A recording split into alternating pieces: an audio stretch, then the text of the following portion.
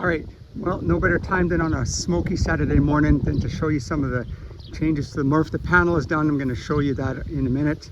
I'll just show you some of the things that I've done to this particular plane to make it my own. Of course, the VGs on the wings we did earlier, the VGs on the horizontal back there underneath there to help, because I didn't like how the plane flared. So as you remember from the previous video, I've added on my extra elevator surface area, both this way. Yeah, it looks dumb, but you know what, it works. And with less weight on the front and the VGs and all that stuff, it finally flares and flies the way that I like it. Of course, there's the 8.5s, the wheels there. And of course this ugly eyesore, what an ugly thing. Engine oil temperature is too high. So I removed the scat tubing from the back of baffle number 3, vectored it into this prototype. Of course, when I paint the cowl and everything, come fall, winter, this is going to have a nice fiberglass custom made scoop. But what a difference this makes. So all the air comes in through this ugly looking thing and scoops it right to the oil cooler, keeping my temperatures right between 180 and 200 rather than pegging, you know, well over 225, 230. Wasn't liking that. So, and that was even on cooler ambient days. Like today's going to be probably plus 23.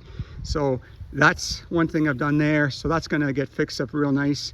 But that was my prototype to see if it worked, and it did work. I did have a NACA vent initially here, and that just wasn't scooping enough air. And when I looked it up online, it's like, yeah, that's not the right way to go. Of course, I block off some of the cooling to the front cylinders to drive the temperatures to the back. And man, these cylinder heads stay 350, 360 on a plus 26 degree day.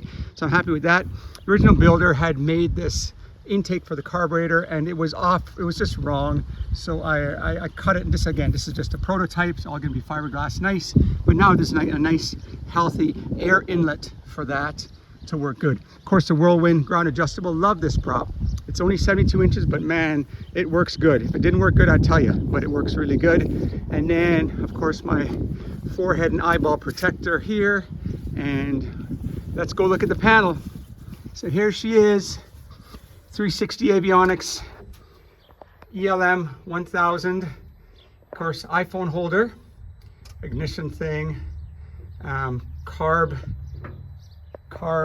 icing light, and just, you know, the trim. I made it the way I like it. Parking brake, primer, switches and things, but this is the ELM 1000. Of course, carbon fiber makes an airplane go fast, and fake carbon fiber makes a plane go even faster. So it's just a carbon fiber vinyl overlay that I put just because I did it in one of my other aircraft that I built and I liked it. And this is it. And this thing, it actually, those who know it, swipes, right? You can, how's it going? You get the different checklists and all kind of weight and balance and stuff and yada yada. All this stuff you can just touch and swipe, and back to my main screen. So EGTs, CHTs, which was my big thing that I wanted because I didn't have that, and I was able now to monitor it, oil pressure, oil temperature, those kind of things. I put in a micro air radio. It's a radio and an intercom. Works pretty good, but the interior noise in this cabin is really loud. It's really loud, so it makes it, it's my next thing to sort of work on to quiet it down a bit, because it makes it just, it doesn't sound like the RV, for example. It's quieter than that thing. This thing has a lot of reverberation. Transponder, iPad, mini iPad mounts there, which is the best thing ever. And it sits kind of right here with ForeFlight, of course, and it sits kind of like right just like that. So that is the best thing ever. And then over here is just a glove box and a little message from my wife, and a little glove box I put in here to keep some stuff that's gonna pack up. That's the carb ice thing. And I put a jack there for iPhones to charge. And yeah, a lot of work. And that's cabin heat. That's cabin heat. This is the trim. This trim switch connects with the light here, obviously. But yeah, lots of hours spent down underneath here with my noggin and my cervical spine rubbing over this thing. You know, I put a pillow over it, but laid in here. Change up something. We're still not done. We still got some grips to change. And of course I shortened the stick. Shorten it for my particular liking because it was too long. And I don't like the stick coming into my groin when I'm landing. So I did that.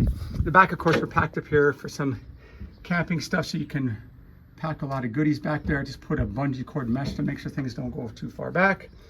And there we go, heading down to High River, to the other hangar there, and just some stuff I was practicing. Just want to see how the CG, how it feels with all this camping weight and stuff. And again, the drumming, the reverberating, which people who fly these planes know.